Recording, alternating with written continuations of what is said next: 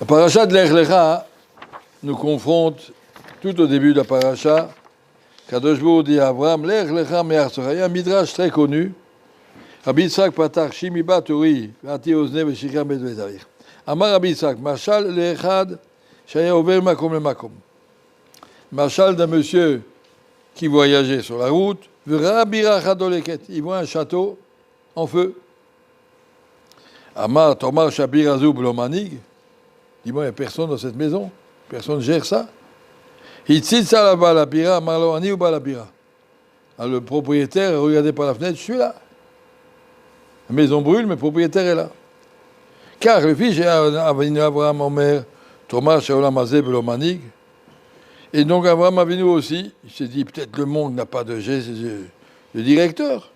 C'est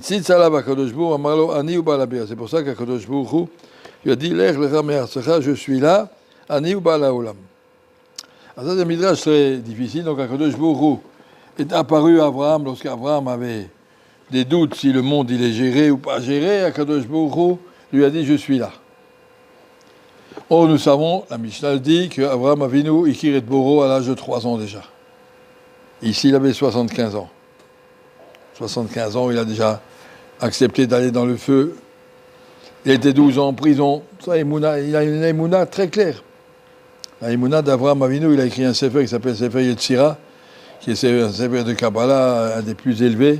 C'est un des seuls svarim qu'on a encore d'Abraham Avinu. Mais il y en a des... Abraham Avinu, c'est la base de toute la émouna. Alors, ça veut dire quoi ce midrash qui dit, il voit la maison qui brûle, est-ce qu'il n'y a pas un propriétaire, il n'y a pas. Quel était le safek d'Abraham? Quelle était la sheila? Quelle est la réponse à Kadosh Baruch Hu? Je ne sais pas, beaucoup de pérouchim qui ont été dit.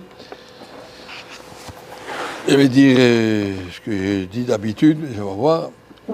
Il y a tout un sefer du Ramchal qui s'appelle Da'at Tvunot, où le Ramchal explique, dans ce sefer, que le monde est géré sur 2 rails parallèles.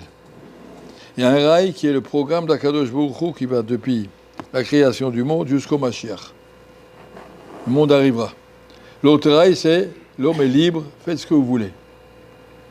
Si quelqu'un veut tuer, voler, qu'il se débrouille. Hachem n'intervient pas. Ces 2 rails doivent rester parallèles. Ça veut dire, si l'humanité, dans sa liberté, décide, par exemple, de faire une guerre atomique et de détruire le monde, ça casserait l'autre rail d'Akadosh Baruch Hu. Il dit, non, je vous emmène au Mashiach. Donc Akadosh Baruch Hu, tout en laissant la liberté de l'homme, il la limite un petit peu quelque part. Vous ne pouvez pas faire ce que vous voulez. Par exemple, le monde était en train de déraper, Hachem a fait un déluge. Ça ne va pas, on ne va pas continuer comme ça. Le monde est en train de déraper, Hachem est intervenu. Normalement, l'homme est libre, mais il y a des moments où le joueur est obligé d'intervenir parce qu'il y a un programme sur le monde. Le monde a un programme, un but où on va. Et donc, c'est ça qu'Abraham s'est demandé. Toute sa génération a marqué Abraham à Ivri. Abraham à Ivri, il était Everechad de Kola Olam Eversheni. C'était le seul qui s'est battu contre le monde entier sur la Emouna. Tous les autres, ils avaient leurs idoles et leurs croyances et leur astrologie. Et Abraham était le seul qui avait une Emouna claire. Abraham à Ivri. Et Abraham s'est dit, mais Akadosh Baruch Hu laisse faire. Il voit le château qui brûle. Le patron n'est pas là. Il savait bien qu'il y a un Boré Olam, ça il le savait à l'âge de 3 ans. Il savait qu'il y a Kadosh Baruch Hu gère tout. Mais il s'est dit d'un autre côté, Kadosh Baruch Hu a décidé de laisser à l'homme la liberté. C'est tous les animaux, toutes les étoiles, toutes les plantes, elles vivent exactement selon le programme d'Akadosh Baruch Hu. On ne peut pas faire autrement que ce qu'Hachem a programmé. Un homme, Kadosh Baruch Hu l'a programmé, il a dit voilà, ne vole pas, ne tue pas, etc. Et il peut faire le contraire. Kadosh Baruch Hu a laissé à l'homme la liberté. Alors cette liberté de l'homme, elle va jusqu'où? C'est ça qu'Abraham demande. Kadosh Baruch Hu, il ne se mêle pas.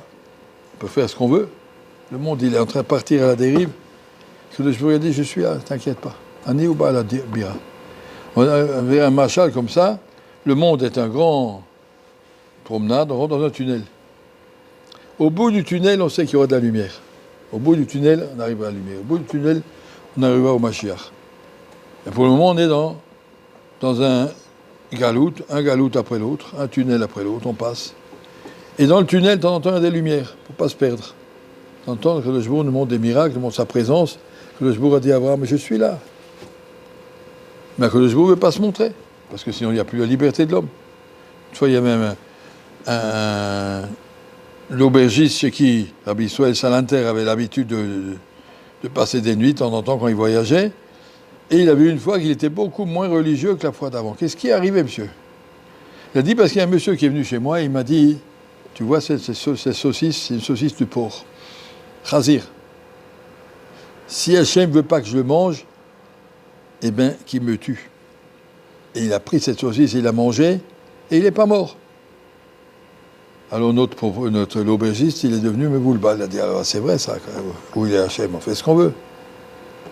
Alors, et Rabbi Yisraël Salanter lui a dit, pas chacun qui fait l'imbécile, Akadosh Baruch Hu intervient. Ça fait partie de la liberté de l'homme. Si celui-là qui mange une saucisse taref, il meurt sur place, on n'aurait plus de prière, personne ne mangerait taref. Quelqu'un qui allume la lumière Shabbat, il s'électrocute, alors tout le monde serait Shomer Shabbat, c'est pas ça qu'Hachem veut.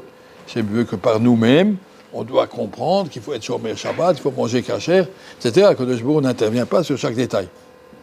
La ligne générale du monde est gardée, le monde il arrivera là où il doit arriver, et on est en train d'y arriver de plus en plus, on voit que le monde entier est en train de comprendre, Yom Yeh Hashem Echad U'Shemo Echad. Viendra un moment où tout le monde comprendra qu'Akadosh Baruch Hu va tout organiser, tout de façon précise, pourquoi et comment et qu'est-ce qui doit être. Mais en attendant, il faut savoir que Akadosh Baruch Hu nous laisse d'un côté notre indépendance. Tu es à la yeshiva, tu peux dormir, tu peux traîner, tu peux fumer, tu peux bavarder, ou tu peux étudier. Personne ne te dit rien. Moi, je dois te dire, mais vraiment, le ciel, il n'intervient pas. Mais l'on doit savoir, c'est ça ma responsabilité. Parce que tu n'es pas un malach, les malachim, ils sont obligés de faire ce qu'on leur dit. Les éléphants, les fleurs, tout, ils font ce qu'on leur dit. Les poissons aussi, ils n'ont pas le choix. Ils n'ont pas de prière. L'homme a une prière, cette prière, il faut savoir l'apprécier. C'est Hachem va te laisser le choix. Pas pour que je choisisse le mauvais côté, mais pour me donner une valeur quand j'ai choisi le bon côté. Il y a une phrase très connue dans une lettre de Rabbi Yisraël Salanter, je crois. Première phrase, Ha'adam chovshi bedimyono ve'asur bemuskalo. Ce qui veut dire en français, l'homme est libre dans son imagination. Je suis libre, je fais ce que je veux. Mais s'il réfléchit, il voit qu'il n'est pas libre. Il ne peut pas faire la guerre à Kadosh Baruch Hu. Hachem t'a dit, mange pas de chazir. Moi, j'en mange quand même. Mais je suis plus fort. Tu es plus fort qu'Hachem. Tu vas perdre. Tu sais bien que tu vas perdre. Tu ne peux pas faire un match contre Hachem. Assour, tu es interdit, Bemouskalo, si tu réfléchis. Si on réfléchit, on voit, j'ai la liberté, par exemple. Je vais descendre 2 étages, je prends des escaliers, je vais passer par la fenêtre. Je suis libre. Je peux faire ça. Mais ce n'est pas une liberté. Je ne peux pas passer par la fenêtre. C'est très bien, si je passe par la fenêtre, Khalila, qu'est-ce qui peut arriver? Il y a des chemins qu'Akadosh Baruch Hu nous a donnés. Et puis toi, il te dit, tu peux te chercher d'autres chemins, mais attention, tu ne vas pas y gagner.